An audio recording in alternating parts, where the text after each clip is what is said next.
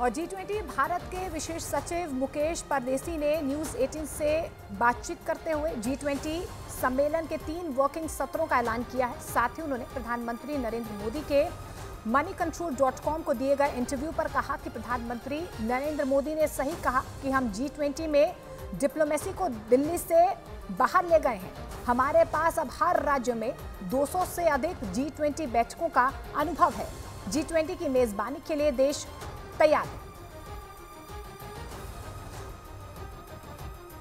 बड़ा सवाल और सबसे महत्वपूर्ण सवाल अभी का यह है कि दिल्ली तक सीमित नहीं रहा है। दिल्ली ये सम्मेलन देश के अलग अलग हिस्सों में रहा। प्रधानमंत्री नरेंद्र मोदी ने हमारे नेटवर्क से बातचीत में ये कहा कि G20 सम्मेलन और उससे जुड़ी बैठकें सिर्फ दिल्ली तक सीमित नहीं रही। कैसे संभव किया?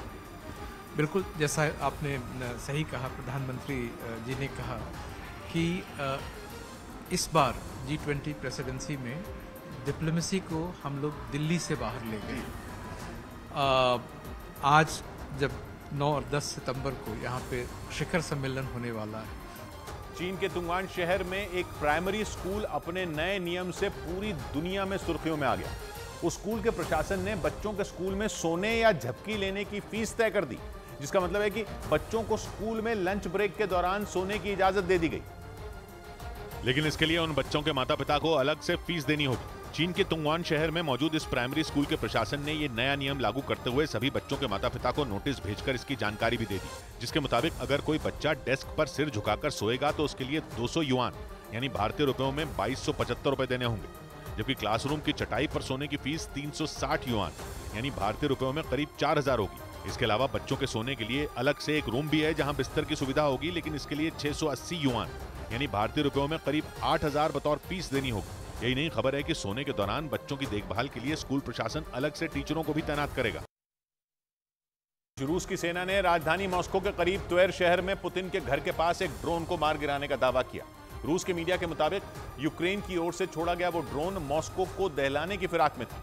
इससे पहले मई महीने में पुतिन के दफ्तर क्रेमलिन के ऊपर ड्रोन क्रैश होने से हड़कंप मच गया था और दावा किया गया कि इसीलिए जब वो ड्रोन पुतिन के घर की ओर बढ़ा तो रूस की फौज अलर्ट हो गई और ड्रोन के टारगेट पर हिट करने से पहले ही उसे एयर डिफेंस सिस्टम की मदद से हवा में तबाह कर दिया गया। रूस के मीडिया के मुताबिक उस ड्रोन को राजधानी मॉस्को से करीब 125 किलोमीटर दूर त्वेर शहर में ढेर किया गया, जहां राष्ट्रपति व्लादिमीर पुतिन का घर है।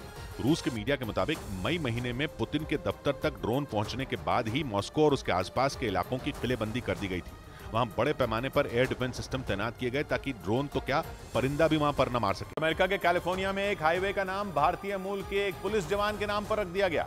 साल 2018 में रोनेल सिंह नाम के उस पुलिसकर्मी की ड्यूटी के दौरान गोली मारकर हत्या कर दी गई थी और इसीलिए कैलिफोर्निया के प्रशासन ने अपने उस जांबाज जवान की याद में उस हाईवे का नाम उनके नाम पर रख दिया। रोनेल सिंह के नाम का बोर्ड उस हाईवे पर लगाए जाने से पहले एक कार्यक्रम का आयोजन किया गया, जिसमें उनका परिवार भी पहुंचा।